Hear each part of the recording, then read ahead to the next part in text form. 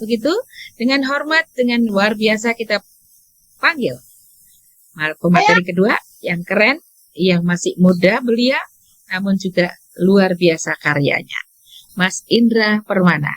Mas Indra tentang Sidanira untuk yang prestasi. Mas Indra, silakan. Terima kasih Bu Jim atas waktunya. Mohon maaf tadi saya minta. Sudah terdengar jelas suara saya Bu Jim? Wah, sangat jelas, sejelas orangnya. Silakan Mas Indra. Alhamdulillah. Baik ya, saya hormati Kepala Bidang SD, yaitu Sekolah Bidang PLT Kebangkitan SMP, Bapak Narikun. Yang terhormat Kasih SD, SMP, SMA, Suku Dinas Pendidikan Wilayah 1 dan 2. Kita ambil kota Nifeki Pulau Seribu, Kabupaten Seribu, yang hari ini ikut Zoom. Bapak Ibu Kepala Sekolah Wilayah Jakarta Timur 1, 2, dan Kabupaten Pulau Seribu, baik jenjang SD, SMP, dan MTS, serta MI yang ada pada siang hari ini dapat bertemu di Zoom. Alhamdulillah, hari ini kita ketemu lagi persiapan SPMB. Tadi sudah dijelaskan oleh Mas Pak, juga dijelaskan oleh Pak Kabit SPMB itu apa. Tapi ada yang bertanya lagi di chatting, ada yang bertanya SPMB itu singkatan apa katanya. Berarti belum baca permen di Bu nih. Kayaknya kudet ya. Agak kudet dikit ya. Ya, silakan. Baik. Hai Bapak, izin saya akan mempresentasikan terkait prestasi yang mungkin kita gunakan untuk SPMB tahun pelajaran 2024-2025 di Dinas Pendidikan Provinsi DKI Jakarta.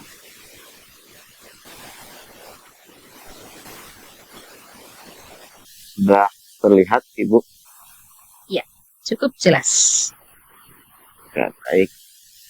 Ibu Bapak, berikut adalah paparan saya yang kemarin juga saya paparkan di pendidikan dengan undangan adalah induk organisasi dan lembaga serta dinas terkait sistem penerimaan murid baru jalur prestasi tahun 2025. Jadi kalau yang nanya SPMB itu apa, yaitu sistem penerimaan murid baru. Ini sesuai dengan Permendikbud nomor 3 tahun 2025. Baik Ibu Bapak, kita mulai saja. Mohon maaf jika nanti suaranya kurang jelas, bisa disampaikan Bapak Ibu. Kita mulai dengan slide pertama. Dasar hukum SPMB, karena sampai dengan saat ini regulasi dari Dinas Pendidikan maupun dari Pemprov DKI Jakarta tentang Kepgub SPMB tahun 2020 masih dalam proses dibuat oleh Dinas Pendidikan, ya Bapak Ibu, karena memang menyangkut aturan yang harus segera detail sekali, kita harus dibahas dengan berulang-ulang sehingga nanti dapat disesuaikan. Nah, saat ini sesuai dengan tagline-nya Bapak Ibu rencana dan prestasi, maka kita masih menggunakan aturan dasar hukum pertama, yaitu Permendikbud nomor 3 tahun 2025 tentang sistem penerimaan murid baru. Jadi nanti akan ketika sosialisasi PPDB baru muncul tuh Kepdisnya, Kepgubnya terkait SPMB di DKI Jakarta. Lalu yang kedua ada surat edaran Kadistik nomor 3 SE 2025 tentang input nilai raport dan prestasi pada jenjang SD, SDLB, MI paket A, SMP, LB, MTS, dan paket B pada aplikasi sistem pendataan nilai raport Sidanira yang telah diperbarui dengan edaran Kadistik nomor 7 SE 2025 dengan isi yang sama. Namun perbedaannya hanya pada waktu input atau batas waktu sertifikat. Kalau di SE nomor 3, sertifikat itu yang diakui terakhir tanggal 31 Desember tahun 2024. Namun di SE nomor 7 itu diperpanjang. Jadi sertifikat diakui ya sampai dengan tanggal 27 Maret 2025. Jadi sertifikat yang hari ini anak-anak ikut lomba itu masih dapat diajukan sebagai prestasi di Sidanira tahun 2025. Bahkan Bapak Ibu bisa mendownload SE nomor 7 di web Disdik DKI Jakarta. Lanjut Bapak Ibu, berikut adalah jalur SPMB berdasarkan Permendikbud nomor 3 tahun 2025. Ini juga akan berlaku di seluruh Indonesia Bapak Ibu. Jadi Jakarta juga pasti akan menyesuaikan. Yang pertama adalah jalur prestasi. Jalur prestasi adalah jalur dalam penerimaan murid baru yang ditentukan bagi calon murid yang memiliki prestasi di bidang akademik dan atau non-akademik. Yang kedua, jalur afirmasi. Jalur afirmasi adalah jalur dalam penerimaan murid baru yang ditentukan bagi calon murid yang berasal dari keluarga ekonomi tidak mampu dan calon murid penyandang disabilitas. Yang ketiga, jalur domisili. Jalur domisili adalah jalur dalam penerimaan murid baru yang ditentukan bagi calon murid yang berdomisili di dalam wilayah penerimaan murid baru yang ditetapkan oleh pemerintah daerah. Ini kemarin di Cimung kita sudah mulai melakukan verifikasi RT yang di sekitar sekolah ya Bu ya. Siap, tinggal betul. menunggu selesai. Iya. Yang keempat adalah jalur prestasi. Kalau tahun lalu di Jakarta namanya jalur PTO, pindah tugas orang tua dan anak guru serta tendik. Nah, di Permendikbud disebutkan menjadi nama jalur mutasi. Jalur mutasi adalah jalur yang diperuntukkan ya untuk calon murid yang berpindah domisili karena perpindahan tugas dari orang tua atau wali dan bagi anak guru yang mendaftar di satuan pendidikan tempat orang tua mengajar. Teman-teman tendik di sekolah negeri dan sekolah swasta nggak usah berisik dulu karena Permendikbud ini hanya disebut sebagai anak guru. Ya, kita tunggu regulasi di Kepgub DKI Jakarta. Apakah kebijakan Pemda DKI Jakarta, apakah anak tendik akan masuk kembali di jalur mutasi? Itu kita tunggu saja. Jadi nggak usah berisik. Mudah-mudahan minggu depan sebelum Lebaran Kepdisnya dan Kepgub muncul sehingga kita bisa pastikan terkait kebijakan SPMB di Provinsi DKI Jakarta. Ya, ini adalah dari Permendikbud nomor 3 tahun 2020. Lanjut, karena hari ini saya hanya membahas jalur prestasi, domisili, afirmasi, dan prestasi tidak kita bahas, nanti itu di sosialisasi selanjutnya. Di jalur prestasi, Bapak Ibu, pasal 20 Permendikbud nomor 3 tahun 2025 menyebutkan ada 8 pasal, ada 7 pasal terkait prestasi yang memang intinya Bapak Ibu, prestasi ini sebenarnya menjadi DKI yang akhirnya sekarang sudah diimplementasikan ke seluruh Indonesia. Ya, kalau DKI kita sudah prestasi ini sudah di tahun 2020 ya, dan sekarang di seluruh Indonesia diterapkan. Jadi sekarang sudah dimasukkan. Nah, persyaratannya Bapak Ibu, persyaratan khusus bagi calon murid yang melakukan pendaftaran pada jalur prestasi harus memiliki prestasi yang telah divalidasi oleh pemerintah daerah yang melaksanakan SPMB atau dikurasi oleh kementerian. Ibu Bapak seperti biasa dari tingkat SD, SMP, MTS, MI, validator pertama dari Mas Waka bilang, sekolah wajib membuat tim validasi, tim verifikator di sekolah yang dapat memilih sertifikat ini bisa diakui atau tidak sesuai dengan tahun lalu ya, karena kita masih menggunakan yang tahun lalu. Namun ada yang baru di sini Bapak Ibu, setelah divalidasi oleh pemerintah daerah melaksanakan SPMB atau dikurasi oleh kementerian. Nah, ini ada kalimat kurasi. Bapak Ibu, Pemda DKI gimana dengan kurasi? Nanti kita akan bahas. Ayat 2, prestasi sebagaimana dimaksud pada ayat 1 terdiri di atas prestasi akademik dan atau prestasi non-akademik. Ayat 3, prestasi akademik sebagaimana dimaksud pada ayat 2 huruf A dapat berupa nilai rapot pada 5 semester terakhir. Jika kalau SMP 789, kalau SD, MI itu kelas 4, 5, dan 6. Prestasi di bidang sains, teknologi, riset, inovasi, dan atau bidang akademik lainnya. Pasal 4, prestasi non-akademik sebagaimana dimaksud pada ayat 2 huruf B dapat berupa pengalaman pengurusan sebagai ketua dalam organisasi intrasekolah dan organisasi kependuan di satuan pendidikan. Atau prestasi di bidang seni, budaya, bahasa, olahraga, dan atau bidang non-akademik lainnya. Ibu Bapak Kepala Sekolah SD, SMP, kalau untuk SD, MI tidak ada pengurusan OSIS atau ekskul di SD dan MI, namun di SMP dan MTS itu ada ketua OSIS, MTK, lalu kemudian ekstrakurikuler. Bapak Ibu tidak terpaku di sini untuk ketua Di Permendikbud di situ sebutkan hanya ketua. Namun di Pemda DKI Jakarta kita mengakui untuk OSIS dan MPK itu adalah ketua, wakil, sekretaris, bendahara, lalu anggota-anggotanya dengan masing-masing memiliki poin yang berbeda-beda. Lalu untuk pengurus ekstrakurikuler, yaitu ketua, pengurus dari wakil, sekretaris, bendahara, dan satu orang ketua koordinator, ya, satu orang ketua koordinator ekskul. Jadi kalau ekskul itu ada 4 orang koordinatornya, yang diakui hanya 1 orang, yaitu ketuanya saja, ya, ketua koordinatornya saja. Jadi tidak ada OSIS ekskul itu koordinasinya koordinator seksinya lebih dari 1. Jadi kalau ekskul itu maksimal 5 orang, untuk ketua, wakil, sekretaris, bendahara, dan 1 orang koordinator. Untuk OSIS dan MPK sesuai dengan jumlah data peserta yang masuk dalam SK. Jadi kalau sekolah besar ini ada 25 orang anggotanya, di kelas 7, 8, dan 9 mungkin kalau MPK, kalau kelas 7, kalau di OSIS hanya kelas 7, kelas 8 yang ikut yang ada di dalam pengurusan OSISnya. Nah, untuk pengalaman ini Bapak Ibu diambil sejak anak berada di kelas 7, 8. Ya, dari 7 dan kelas 8. Jadi kalau di kelas 7 dia sebagai OSIS, lalu di kelas 8 dia tidak ikut OSIS kembali, maka pengalaman dia waktu kelas 7 itu dapat diinput. Ya, dapat diinput karena disebutnya pengalaman orientasi. Lalu misalnya ada lagi kejadian, OSISnya di kelas 7 dia sebagai anggota, lalu di kelas 8 dia sebagai pengurus, maka ambil jabatan yang tertinggi. Tidak perlu diupload kedua SK-nya. Jadi cukup SK yang tertinggi yang diambil untuk diajukan di dalam prestasi akademik. Karena yang diambil adalah yang tertinggi. Gitu. Sama juga dengan prestasi bidang akademik, non akademik, Bapak Ibu, yang diambil adalah nilai tertinggi yang dilaksanakan minimal tingkat kabupaten kota.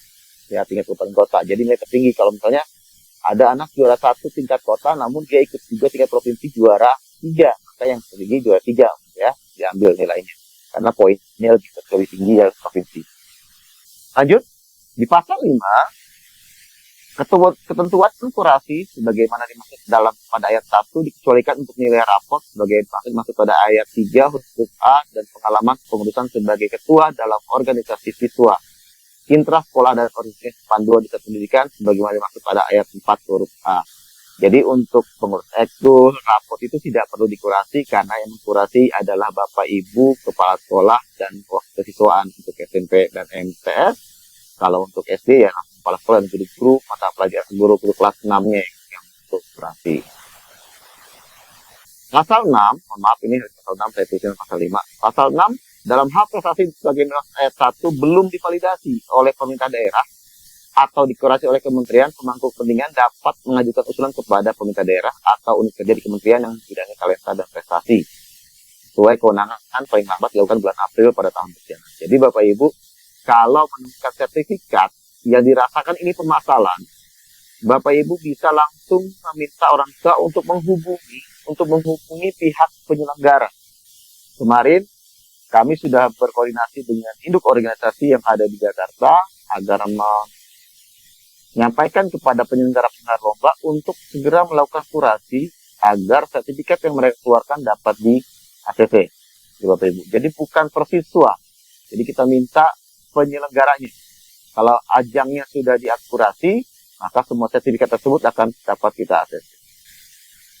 Lalu pasal 7, pemangku kepentingan sebagaimana masuk pada ayat 6 terdiri dari calon murid, penyelenggara lomba, satu penyelenggara STMB, dan pihak lain yang berkepentingan.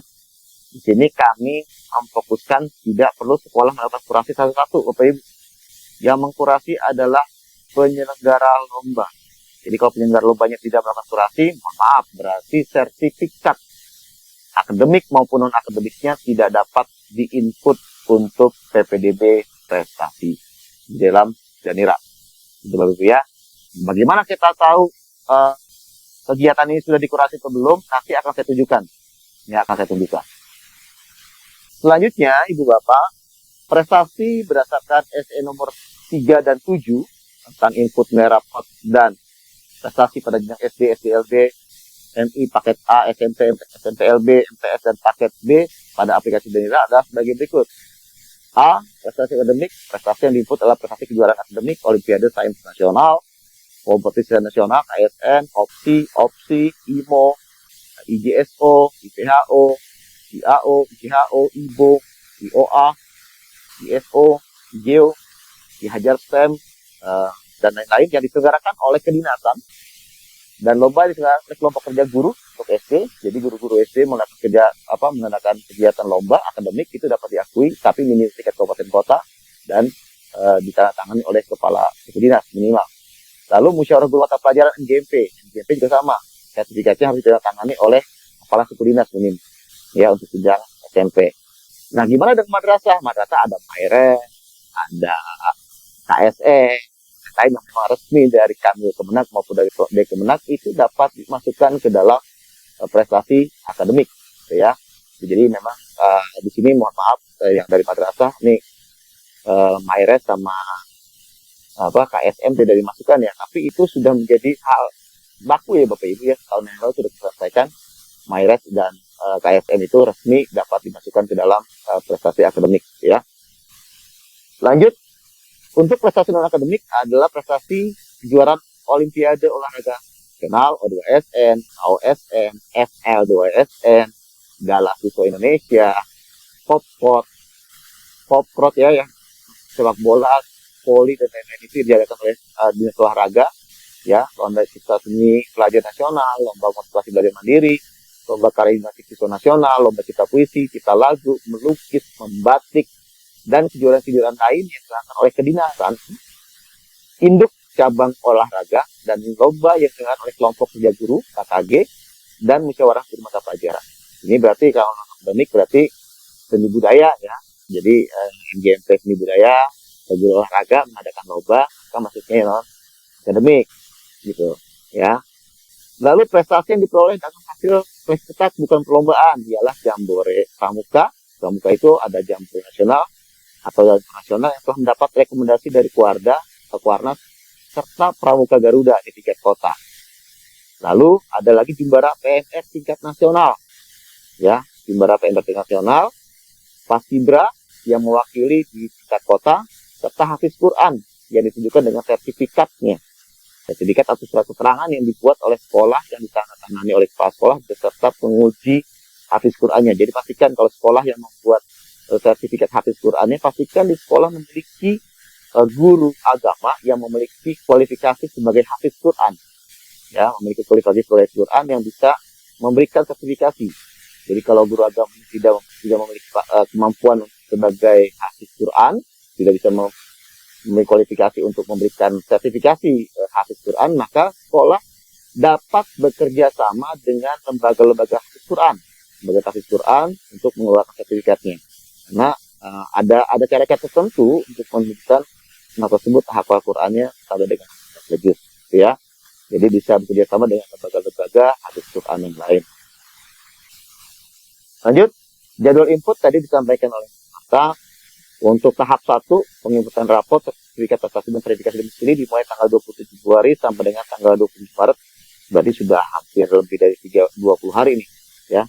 Sudah 15 hari dari tanggal 27 sampai dengan 27 Maret gitu ya. Sudah hampir 15 hari. Lalu masa sanggah ini dimulai tanggal 27 Maret sampai 30 April. Nah, ini sudah terpotong nih. 27 Maret tuh udah siap-siap mau pulang kampung tuh. Yang Mata tadi yang pulang kampung bawa laptop terus kerja siap-siap ya. Tuh, karena Bapak Ibu masa sanggah itu tidak bisa dilakukan jika Bapak Ibu belum menginput prestasi. Jadi harus input dulu, kalau tadi tolak baru Bapak Ibu sanggah. Tapi kalau belum input sama sekali prestasinya, itu tidak bisa menyanggah. Ya, Pak, saya baru punya sertifikat nih, mau nyanggah nggak bisa karena kemarin sudah input. Ya, sudah diinput. Jadi ketika diinput ditolak baru menyanggah. Tapi kalau belum input sama sekali nggak bisa menyanggah. Yang disanggah itu adalah memang sudah ditolak dan ada pembetulan gitu ya. Lanjut, prestasi yang diakomodir selain sertifikat lomba ini sudah tahun 2003-2004 sudah dipastikan. Tahun 2025 Bapak Ibu tadi Mas Marta bilang sudah ada yang baru yaitu pemasalan.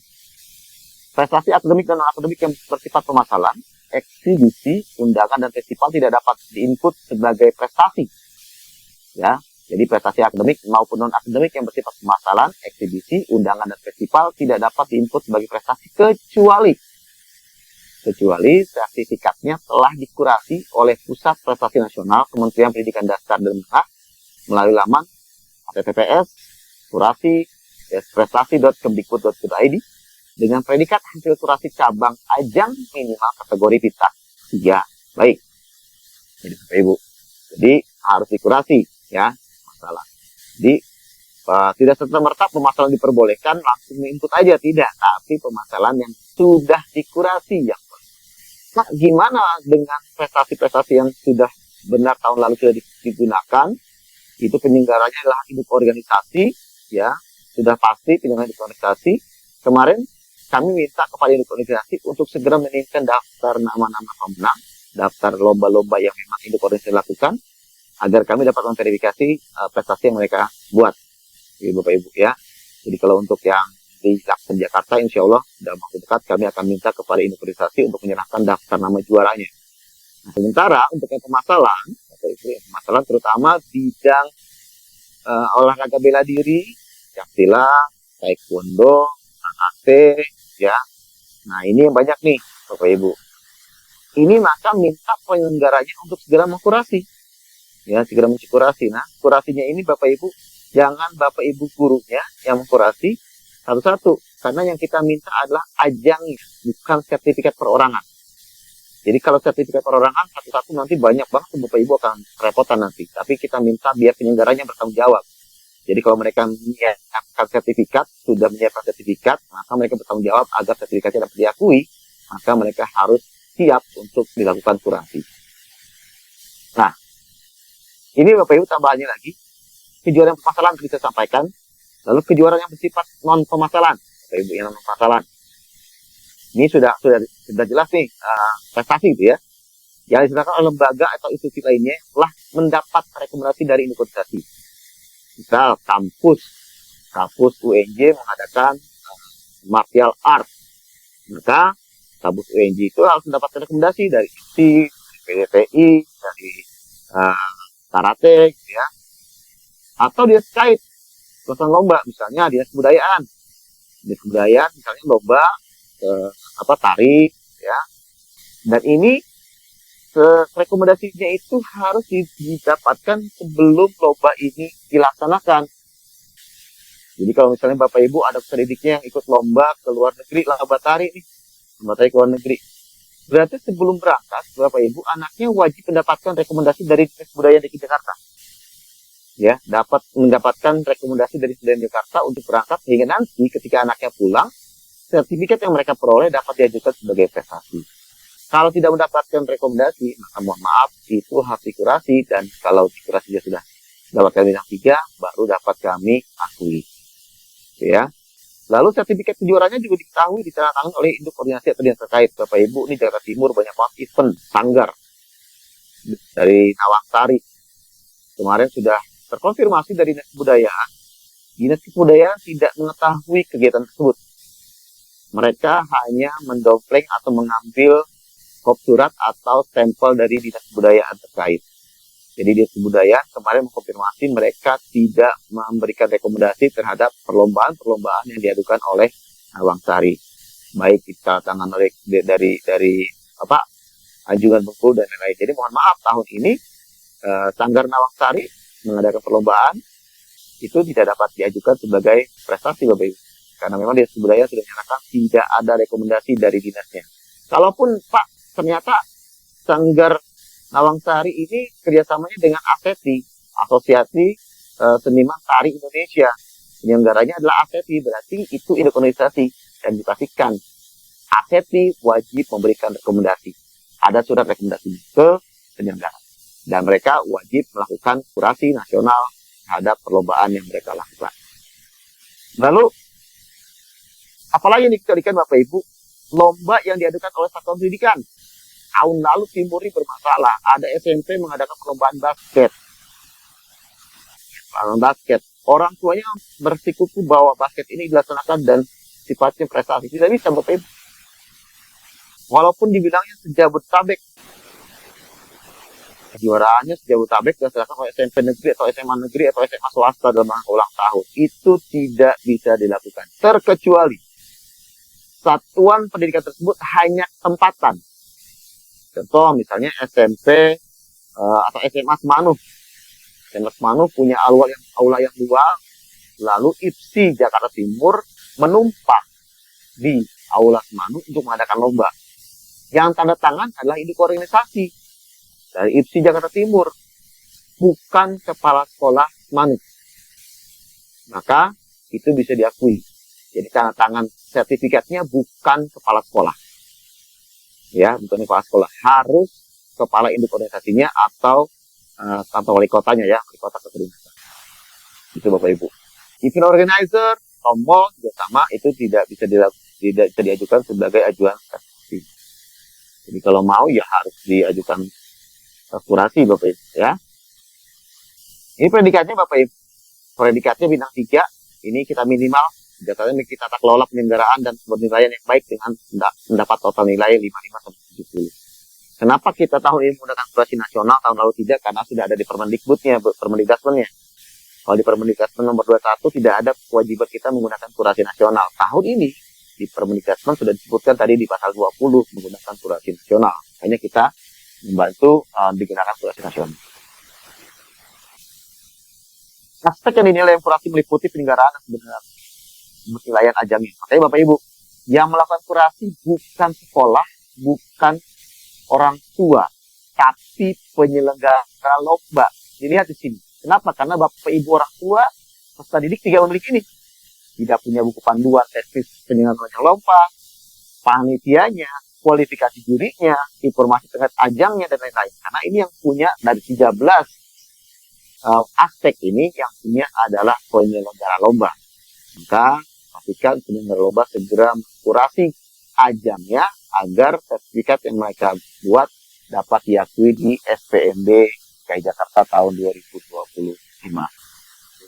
Ini lalu penilaiannya meliputi aspek bermanfaatan, tingkat persaingan, tingkat pengetahuan, kewajaran. Ini juga adalah kewenangan dari penyelenggara lomba, bukan sekolah. Jadi Bapak Ibu kepala sekolah, ketika nanti orang tua mendesak, Pak kurasi sertifikat saya, tidak perlu Bapak Ibu kepala sekolah, tidak perlu, abaikan saja.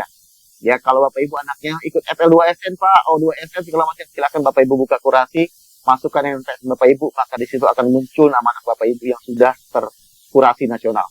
Ya, otomatis karena kurasi itu sifatnya portofolio peserta didik. Ya, jadi SD, SMP, SMA itu akan nempel terus sampai dia kuliah. Lanjut. Ini jadwal kurasinya Bapak Ibu sampaikan nanti mungkin kepada penyelenggara bisa mengikuti kurasi batch 3 yang berlangsung sampai dengan tanggal 22 Maret di batas akhirnya. Kemarin sudah saya sampaikan di forum koordinasi dengan induk organisasi kemarin. Ya, mudah-mudahan penyelenggara lomba dapat segera mengkurasi sehingga Bapak Ibu sampai tanggal 27 Maret itu bisa masuk gitu ya. Lanjut. Ketentuan penilaian sertifikat Bapak Ibu kita ada 2, yaitu berjenjang tidak berjenjang. Berjenjang kedinasan, berjenjang tidak kedinasan. Ya, lalu berjenjang kedinasan, lalu kedinasan tidak berjenjang maksudnya ya. Kedinasan berjenjang dan kedinasan berjenjang contohnya adalah O2SN, FL2SN, opsi, rank, ya, terus GSI, Myre, terus KSE. Itu adalah sertifikat prestasi kejuaraan kedinasan berjenjang karena dipilih dari sekolah terlebih dahulu. Nah, ketika ada peserta didik yang memiliki sertifikat ini, Bapak Ibu, maka pastikan sertifikat yang diupload adalah sertifikat yang terendahnya tanpa sertifikat tertinggi. Kalau misalnya dia tingkat kota, maka pastikan dia menang di tingkat kecamatan. Maka sertakan itu daftar juara tingkat kecamatannya sehingga benar dia ikut di tingkat kota karena mewakili kecamatan.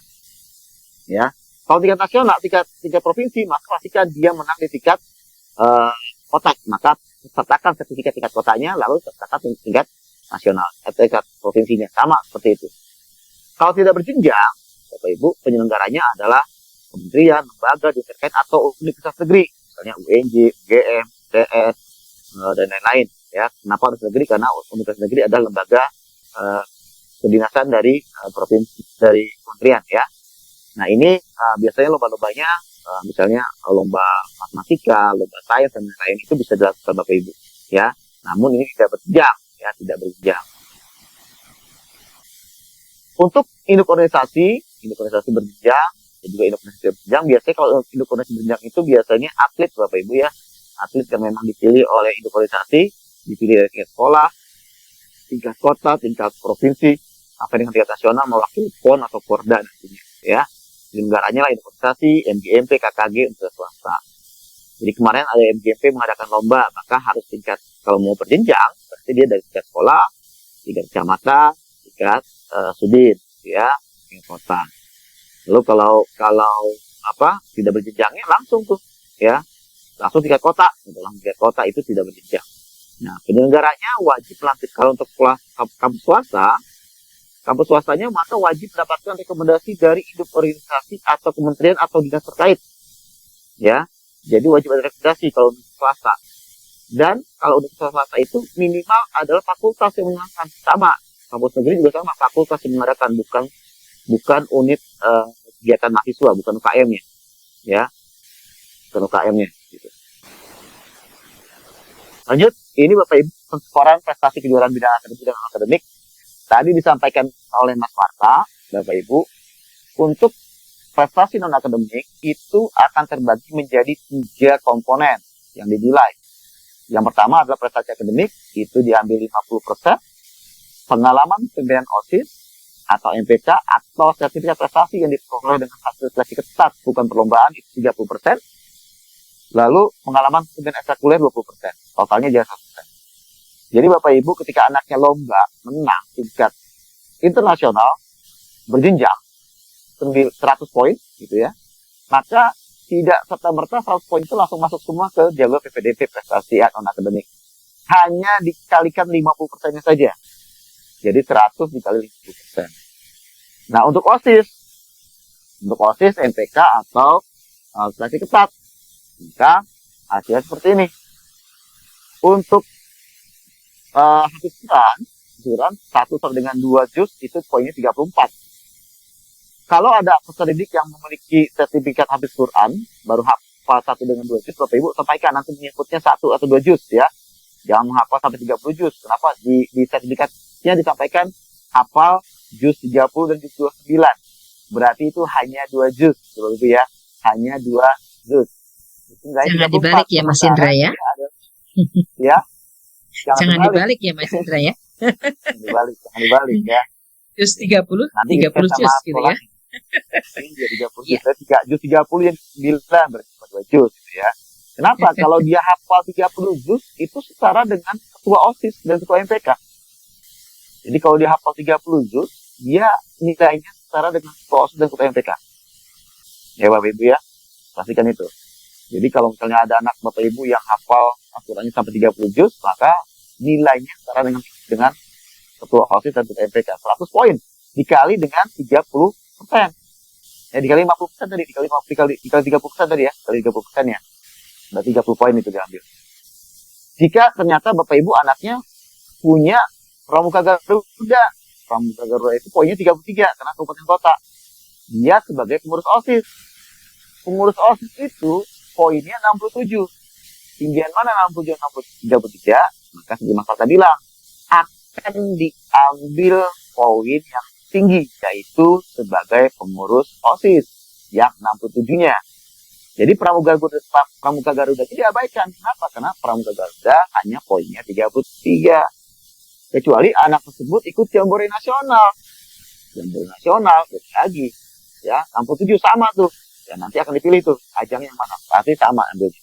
Ya, jadi hanya salah satu. Jadi kalau punya sertifikat hafiz Quran, ketua OSIS MPK, lalu Pramuka Garuda, Jambore Nasional, Jambore Internasional, maka hanya akan dipilih salah satu yang tertinggi. Tidak kesemuanya dimasukkan. Ya, dan nilainya dikalikan 30%. Selanjutnya adalah kepemimpinan ekskul. Ekskul tadi sampaikan yang di input itu maksimal 5 orang Bapak Ibu. 2 pengurus, ketua seksi, ya, ketua seksi, ini satu orang ketua seksi, poinnya sini, 33, ya, dan ini dikalikan dengan 20%, ya, 20%, jadilah nanti nilai non-akademiknya, prestasi akademik 50%, ditambah dengan pengalaman organisasi 30%, ditambah pengalaman ekstrakurikuler 20%, maka jadilah itu menjadi persentil nilai non-akademik. Jadi Bapak Ibu ya.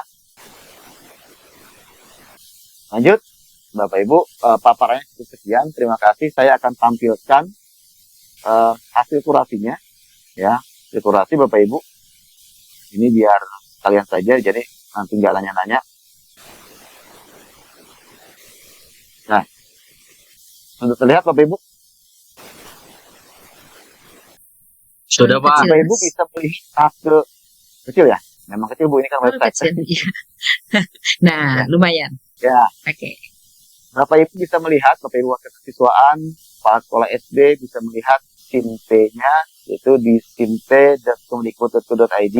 Bapak Ibu, ini websitenya. Untuk melihat apakah ajang lomba yang diikuti anak Bapak Ibu sudah dikurasi dan mendapatkan bintang 3. Di mana bintang 3-nya Bapak Ibu kita lihat di bawah. Ini contoh adalah lomba-lomba ajang-ajang yang sifatnya riset dan inovasi. Ini saya pilih, riset dan inovasi. Ya, ini ada sudah banyak sekali yang mendapatkan bintang ini. Ya, kita lihat nih, ada 271 halaman yang bidangnya riset dan inovasi, Bapak Ibu ya. Nah nih, ini ya, IEA, ini ada di semua bidang 5, bahkan ini internasional. Ini kalau sudah seperti ini, Bapak Ibu anaknya sudah ikut ini, ya input saja prestasinya, walaupun tadi tidak ada di, tapi ini ada nih, bintang 4, bintang 5 bahkan ini, ya. Ini masuk nih, ya. Gimana dengan olahraga? Kita lihat olahraga. Kalau Bapak Ibu cek di sini olahraga, pilih olahraga, cari, nah lihat di sini. Ini olahraga juga ada. Oh, ini ada ikut taekwondo challenge Kemdikbud, ya. Ini ada taekwondo dan lain-lain. Ini ada 55 data, 55 ajang yang sudah dikurasi. Namun ada juga ajang yang hanya mendapatkan bintang 2 nih. Liga antar pelajar cabang olahraga e-sport nih, Cilegon. Nah, dia bintang 3, bintang 2 nih nggak bisa nih. Tapi ini ada BNN Cup. BNN Cup 5. Lalu taekwondo Prabu 8. Nah, ini taekwondo Bapak Ibu. Taekwondo Prabu 8 yang ajukan. Berarti Prabu 7, 6, 5 belakangnya itu tidak bisa diajukan. Kenapa? Karena yang dikurasi baru hanya taekwondo challenge 8. Bapak Ibu bisa cek di sini. Kalau Bapak Ibu anaknya ikut lomba ini sertifikatnya semua dapatkan kurasi. Bapak Ibu ya, ini ya. Ini. Terus gimana Pak? Kalau misalnya ada penyelenggara yang tanya, kurasinya di mana? Ya, kurasinya di mana Pak? Kurasinya, kalau ini untuk jadwalnya Bapak Ibu ya. Nih, ini untuk yang seni ya Bapak Ibu. Dulu, yang seni nih, yang sudah dikurasi, mungkin anak-anak Bapak Ibu sudah ada yang ikut juga, banyak juga yang seni-seni nih, ya.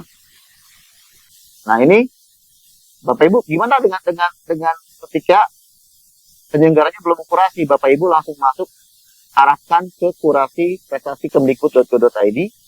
Nanti mereka wajib masuk ke sini, bikin daftar dulu.